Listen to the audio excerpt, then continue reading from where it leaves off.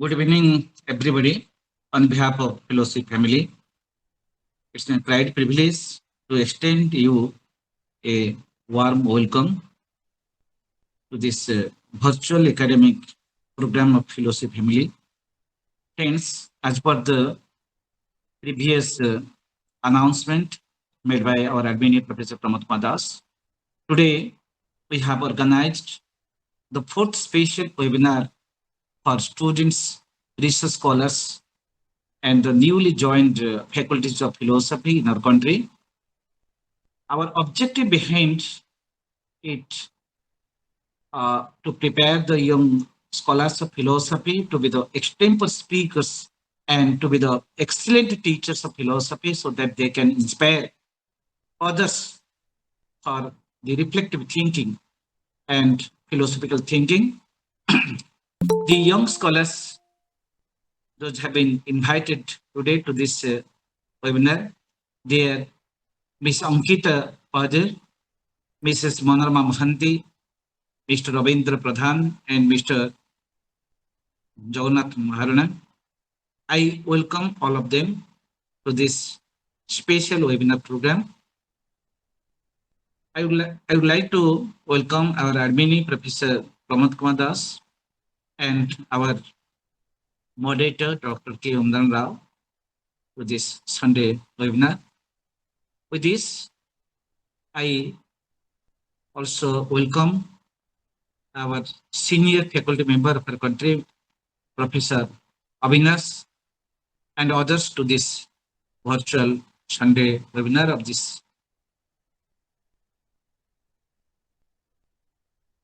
So today, I don't want to spare much time because today we have four young scholars to speak on the scheduled topic, and all the papers have been supervised by our admin Professor Pramod Kadas, Head, Department of Philosophy, Noyagoda Autonomous College. I welcome all the scholars and their guide, Professor Pramod Kadas. With this, research scholar at Utkal University, Madam Mohanty will reflect upon the theme action, values, and intellect, and it is guided by Professor Pramod Kumar Das, Head Department of Philosophy, Noyagoda Autonomous College, Odisha. So I welcome Madam Manorama Mohanty to present or talk on action, value, and intellect. Over to Madam Manorama Mohanty.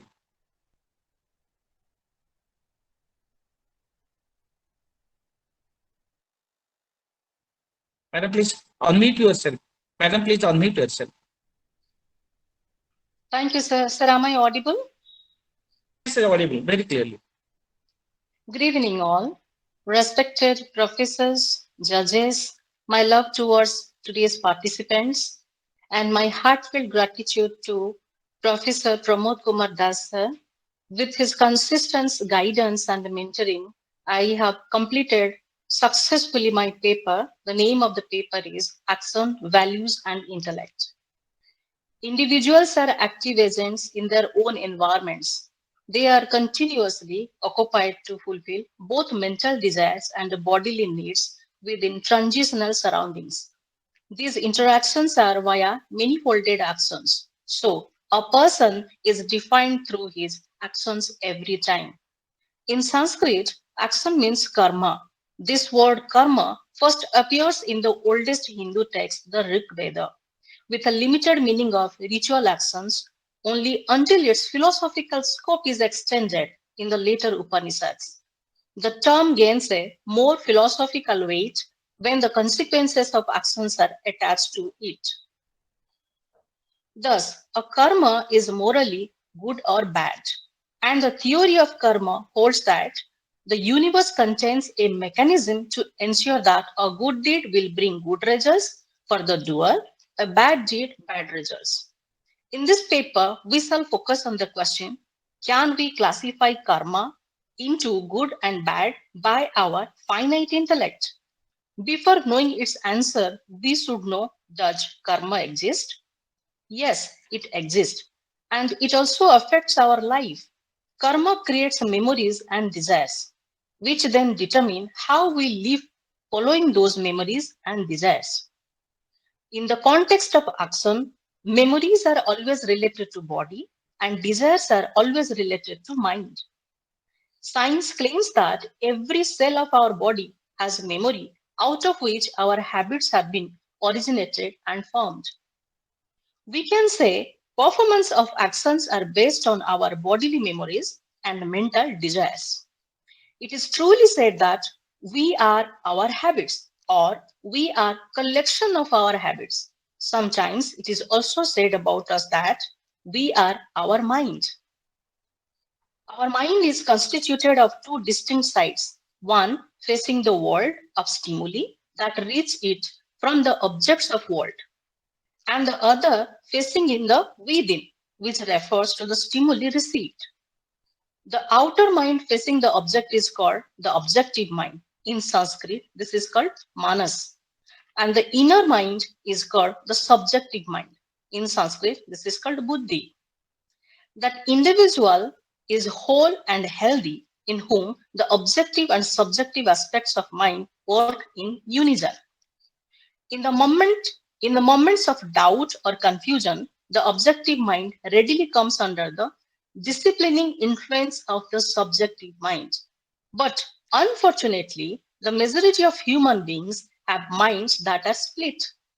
This split between the subjective and the objective aspects of our mind is mainly created by the layer of egoistic desires in the individual. As the desires in us, so are our thoughts. At every moment, the texture and quality of our thoughts are directly conditioned and controlled by our desires. Thoughts in an individual expressed in the outer world of objects become his actions. Actions are nothing other than the agent's thoughts projected and expressed in the world. Thus, in this chain of ignorance, constituted of desires, thoughts, and actions, each one of us is cut and bound. Actions, memories, and desires are karmic tools that run our life. Good deeds create positive karma, and bad deeds create negative karma. Positive karma will lead to good fortune and blessing and blessed life, and negative karma will lead to misfortune and suffering. Yet, most of the time, people are not aware of the influence of their karma on their life. It certainly means that our destiny is decided by our own karma. Every human has the power to change his destiny by changing his karma. We can create the future that we want. One has no power to control his past karma, but has all the power to change the future karma. The past karma is our sanskara, which stands as the determining factor of our destiny. But the future action can be regulated by our free will, and we become the maker of our own destiny. Determining and free will go hand in hand while life flows in a continuous flow. Karma is a continuous process in time and space. It happens with everyone that at one point of time in a life or person, he only enjoys good moments that are consequences of his previous actions. And on the contrary, a person feels that life is not going well, and that is also the consequence of previous actions. No person can have control over karma, what has already done, but he has all power to change it towards positively further the moment he realizes it. Karma is energy. Karmic energy attracts like energy. Therefore, if we are a positive, quiet, calm, and polite person, we will attract people who have the same energy. The converse is also true. There is a great saying that birds of the same feather flock together. Thus, one is creating karma as one process through life. One can change one's experience at any time. One is not doomed for whole life. However, one needs to recognize one's habits that are creating karma. Now I will say types of karmic energy. In total, karmic energies are three categories. These are biological energy, psychological energy, spiritual energy. Biological energies, there is actually no karma exists. This is completely a state of event. This is ignorant. This is purely mechanical. Physical energy, where both the karmas exist. We can divide it good or bad karma. This is a state of bondage. This is knowledge towards good ways or bad ways.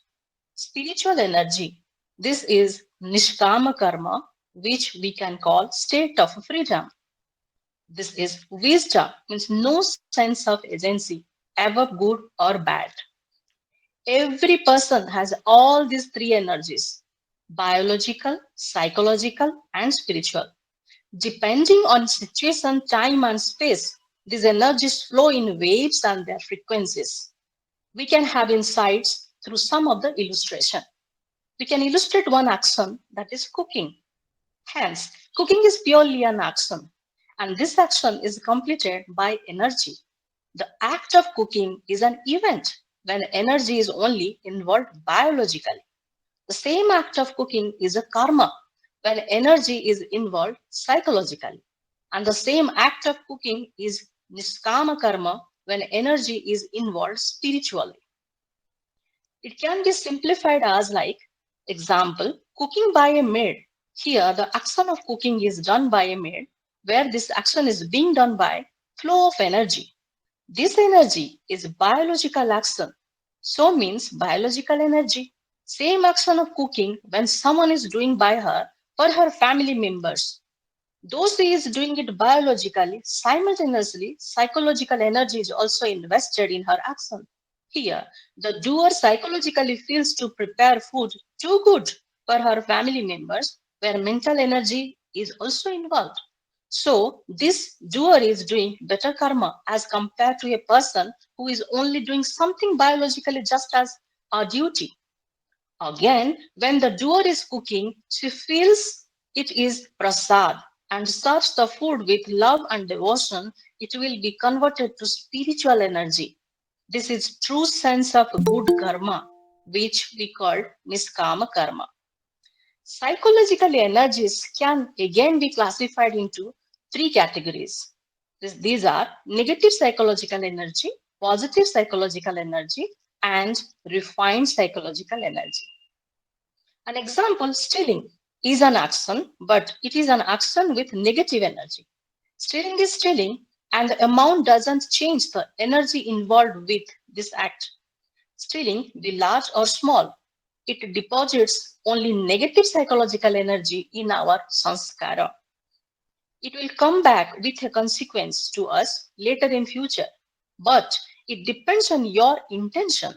We may steal food to feed our kids when there is no alternate ways out at all to feed these kids. But when stealing is a choice and becomes a criminal occupation, this is much worse. Here, practice of criminal occupation is a negative psychological energy. In both the cases, action of stealing is karma, where psychological energy is involved, and intention of doing this karma declares doer's karma as bad or good. Same way, we can take another example, action of killing. When this action of killing is for self-protection or an intention of a murder, that decides the value of this karma. Based on intention, where psychological energy is enforced, karma is either good or bad. Even a culprit is punished by court of law according to the intention of karma. Intention here can be intention of a pure murder to take revenge, intention of showing him fear, or intention of self-protection. If intention of killing is revenge, then it is a negative psychological energy. Based on it, court of law decides the result of karma, that may be life imprisonment or hang till death or a short time period of imprisonment. Hence, karma is good or bad, that depends on intentions of karma. Hence, in psychological energy, karma can be either good karma or bad karma. Let us now focus on positive psychological energy. When a pregnant woman is going to give birth a child who is biological mother of that child exerts biological energy and she is going through a lot of physical pain while giving birth to a child. And this biological energy is affected and regulated by psychological energy during that time as she feels creative in mind and a feeling of going to be a mother. This happiness, creativeness minimizes the biological pain of that mother, and she even becomes oblivious of physical pains. In another example, in a case when a person is going to a tour with family, this is an action. Due to long tour, the person may feel tired, but this tiredness is pleasant here.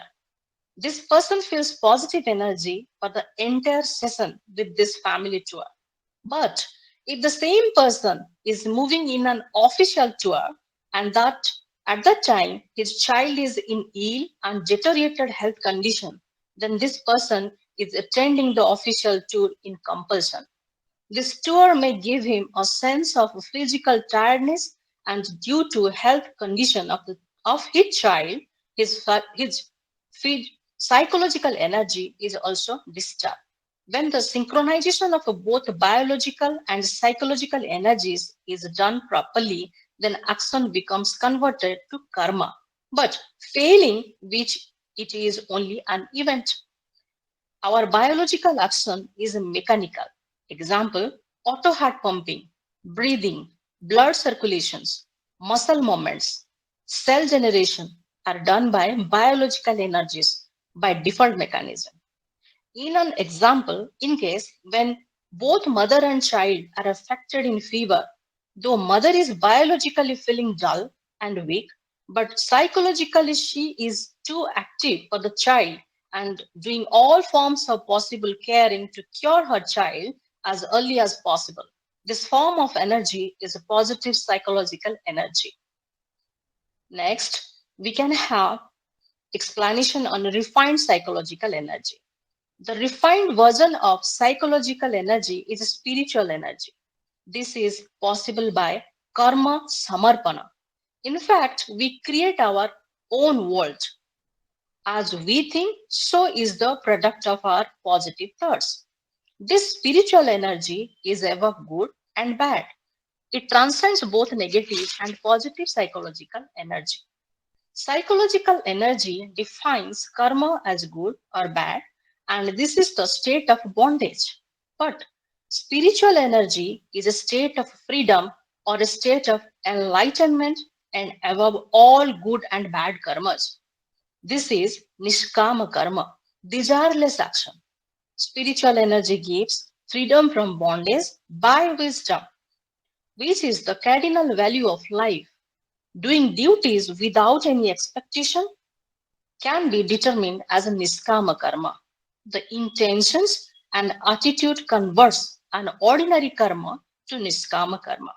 In an example, a mother takes care of the baby day and night and sacrifices her rest, her leisure most of the time without expecting something in return.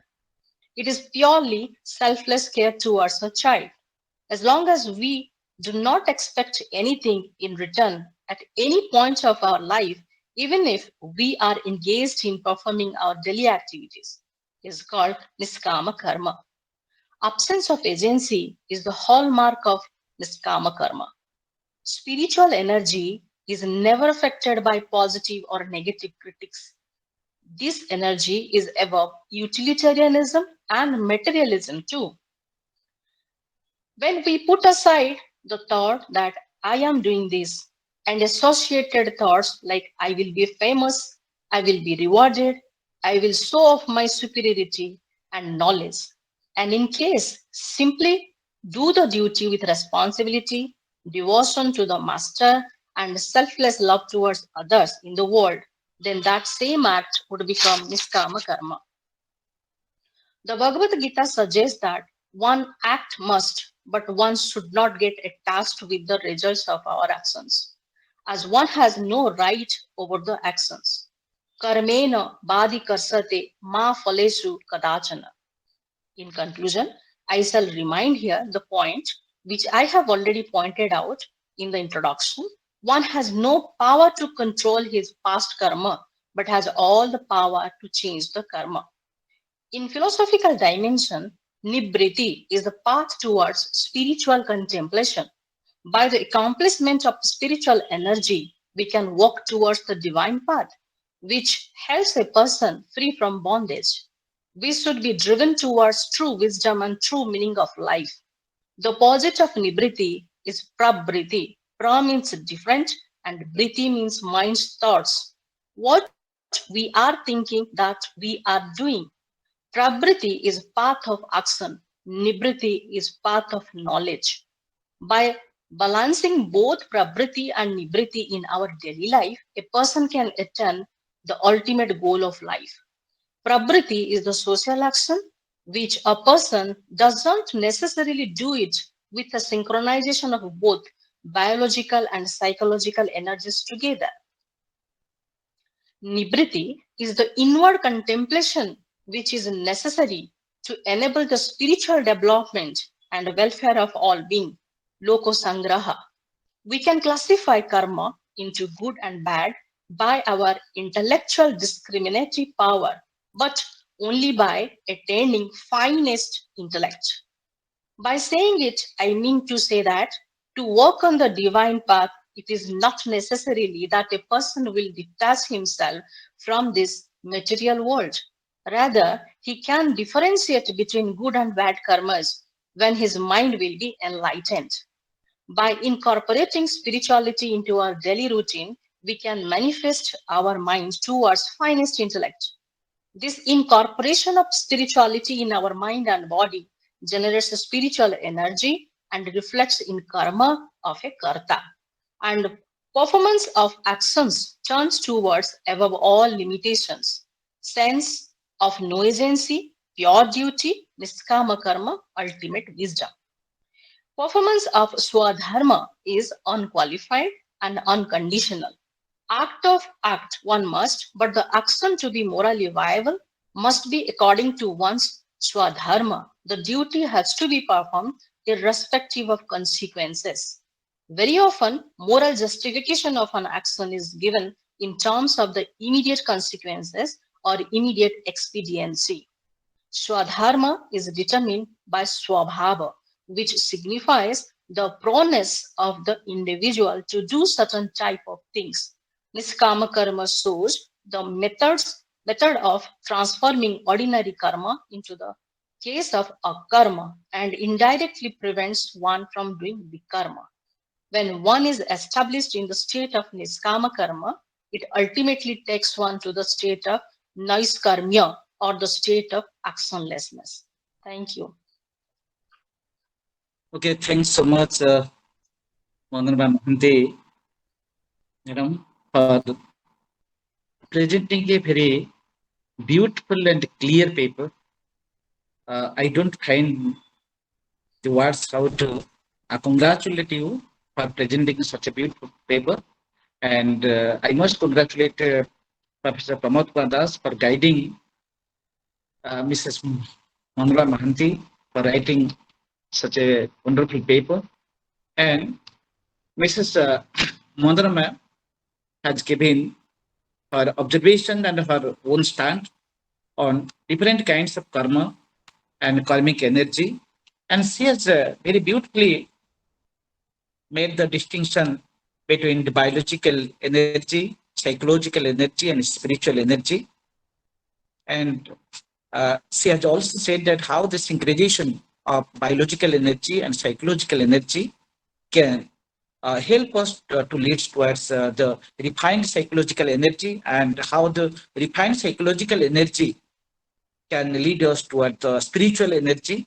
And the spiritual energy is above all kinds of goodness and badness, and it transcends all kinds of ego, it transcends all kinds of expectation, and it leads towards nishkama karma. And she had stated that niskama karma is there, which is the absence of agency, and which is process to attain the divinity, the process to attain the liberation, and the process to attain the real goal of life. Thanks so much, Mrs. Manorama Mohanty, for presenting such a paper. Really, it is a good paper, a brilliant paper. Now, I would like to request Professor Om Narana Rao sir to interact it.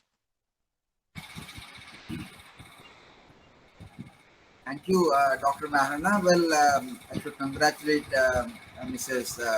Manorama Mohanty for a good presentation, a well thought presentation. Well, we can get many things from this. Well, before having my own observations, let us move to Jayanti Madam. Is she there? Yes, Jayanti Madam is there. Well, Namaskar Madam, Jayanti Madam, please, your observations, comments, and questions. Good evening, sir. And yes, it's a good paper, as already said by Dr. Kailas, sir, and also Narayan, sir. They have already praised your paper. It's a highly insightful and a thought-provoking paper. My observation regarding that, you have taken repeatedly. You have used the word that energy, biological energy, how it is converted to psychological and spiritual energy. That's a new concept you are trying to establish. But then problem is that see that when we talk about a karma theory, not necessarily everybody understands the theory of karma as it is has been established by the Indian spiritual model. Okay, that is one. And how do you find that these three concepts are interrelated? You have taken intellect, then values and actions. How these three concepts are interrelated. And the second point is that when you said, you have given the example of a maid, maid doing some work, and that is psychological energy. And if someone is doing for her own family, then that is a spiritual energy. How do you difference this thing? That suppose someone is thinking that to not doing that same kind of work, but instead of engaging other person, that to a kind of intention is to help her out. And how do you see that? Is it a spiritual energy, or is it a psychological energy?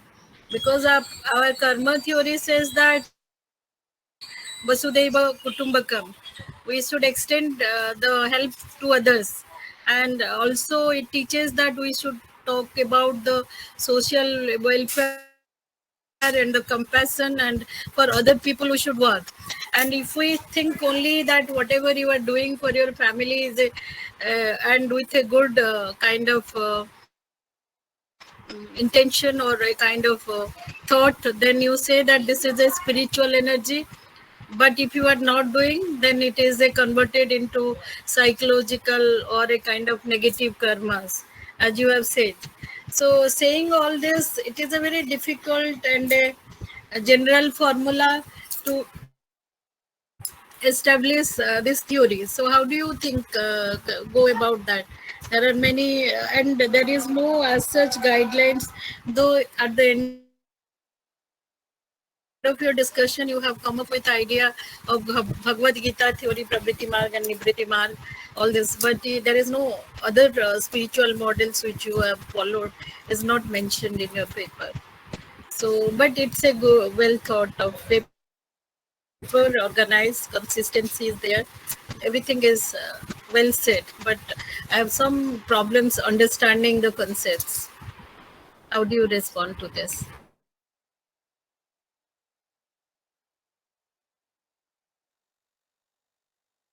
Please unmute yourself, Please, Manora. please unmute. Please unmute. Hello. Yes, ma'am. I will absolutely explain all the questions those have doubts. From my paper, I explained already, every individual, they are having all three energies. These are biological, psychological, and spiritual energy. And all these three energies are interconnected. How? If a person is doing an action biologically, that is only an event. But when the same person is involved psychologically, this is called state of bondage. In the state of bondage, karma can be divided good or bad. But when this is only biological, as for example, when I say a mother, when knows that she is going to be a mother, in that case, her pain, she feels creativeness. She will never feel that is an event. Her psychological energies are also involved. And in case of maid, as you asked me, how maid event this cooking is cooking done by maid or cooking done by a person by herself, how these are different. Same person can cook with the energy of a biological, with energy of psychological, with energy of spiritual too. How? While a person herself cooking for the family members, she is not doing to take reward or to take money fund. She is taking care of the family. Here, though the cooking is an event, means that is an action, still her psychological energies are involved in it. Even in a family member, I can also say an example. Somebody else outsider is cooking. We cannot have, it's not assurance that we can have that energy, a person who is coming and cooking in our own home. A mother, cooking by a mother, cooking by any relative, these are already different. But again, I will say one example like a prasad is made in Jagannath Mandir. Here, there is no mother involved, but they are preparing food. If that food, at the time of preparation, they are feeling this is prasad, means the spiritual energy is involved in that particular action because they are feeling that they are going to You are serve. just hold on, Manorama, hold on.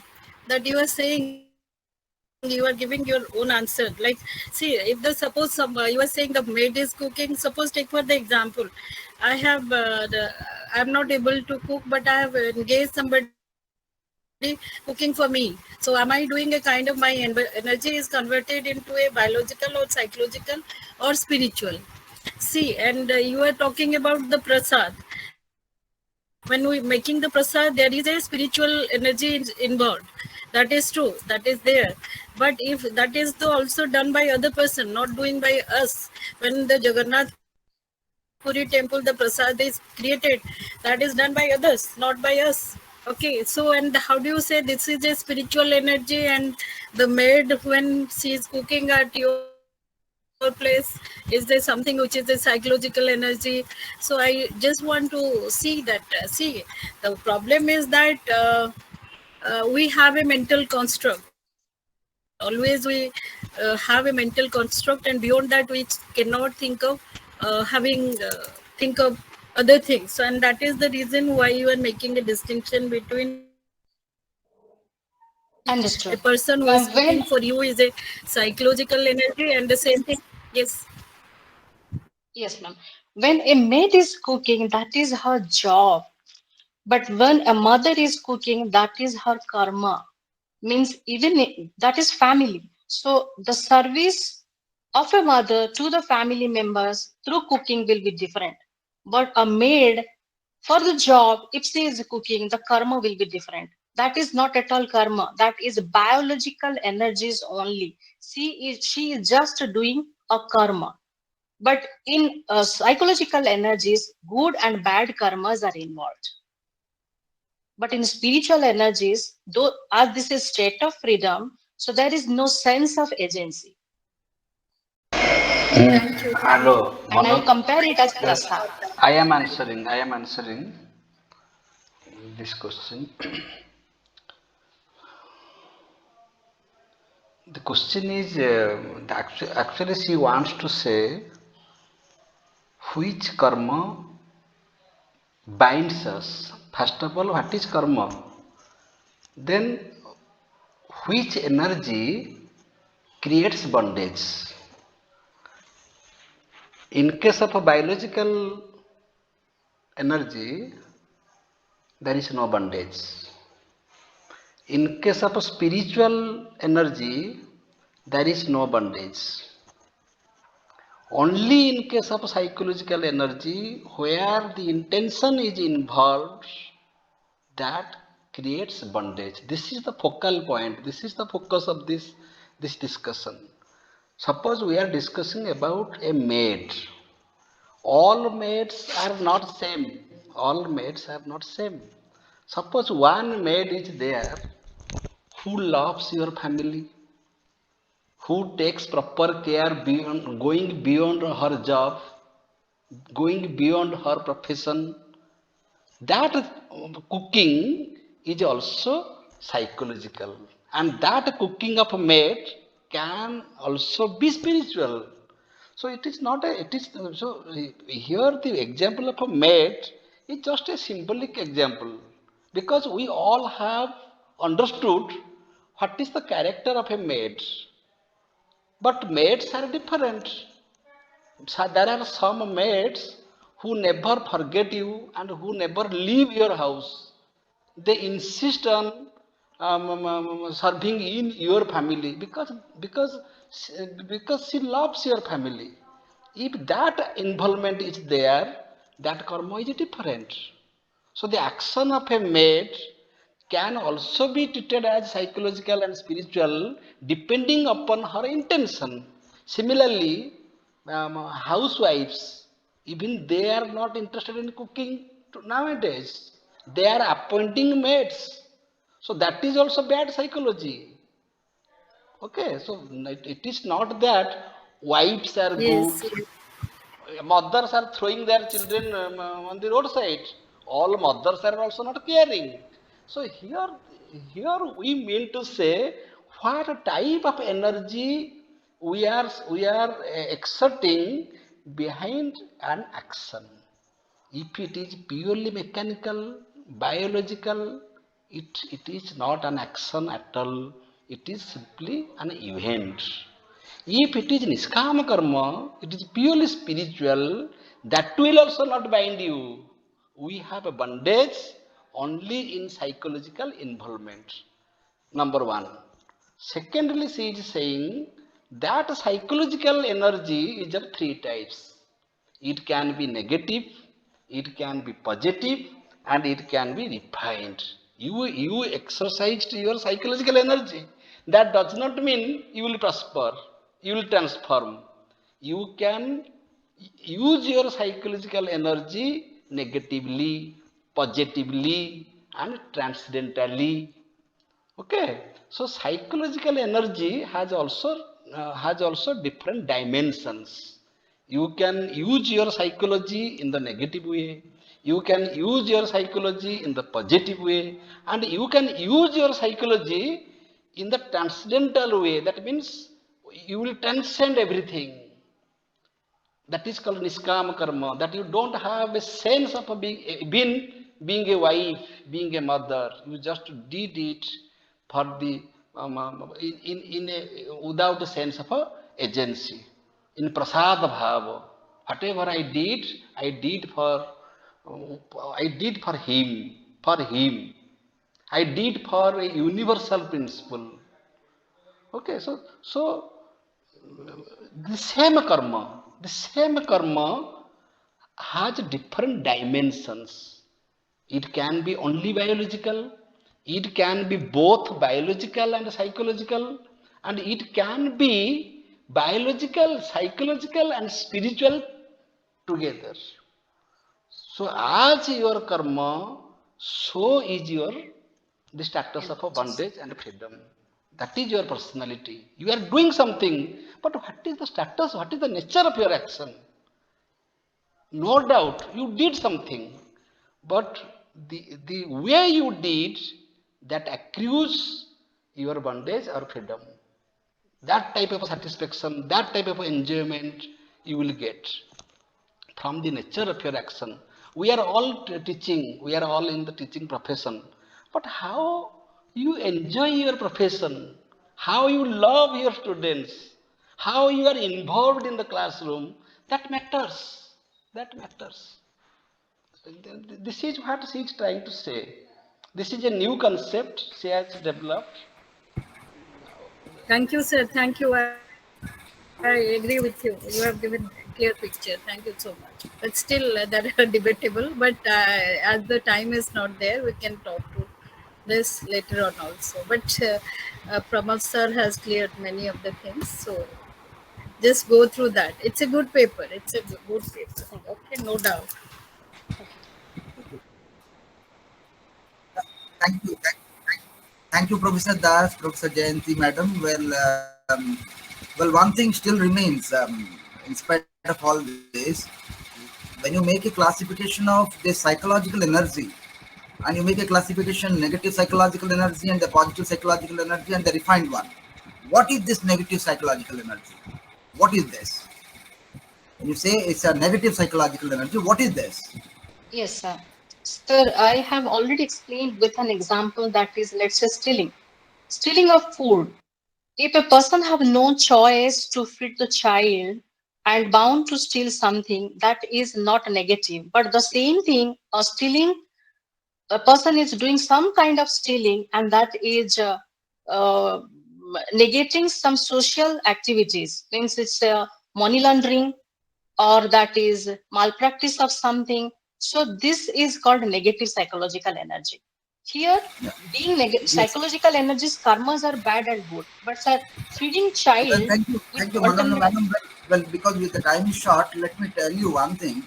Negative psychological energy means that which your thoughts, your emotions, your feelings, that barricade your self transformation. So that is the negative psychological energy, because it's all the spiritual energy that you are talking about. It is possible through self transformation.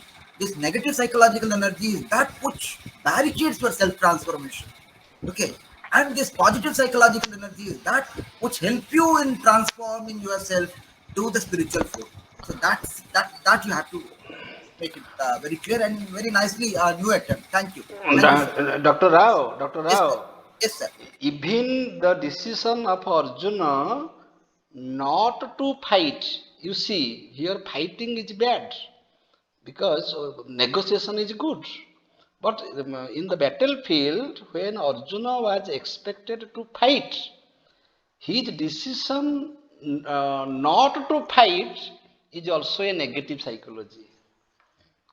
Okay, that means if we are not doing our swadharma when it is expected to do, that is our negative psychology. Our psychology goes in a wrong direction, and naturally that will create bondage, greater bondage. Thank you. And you rightly said that will that will disturb your transformation. Thank you. Okay, sir. Okay, Okay, sir. okay. Thanks so much, Fine. Dr. Rao and and Professor Das and Madam Jayanti and Manorama. Now we have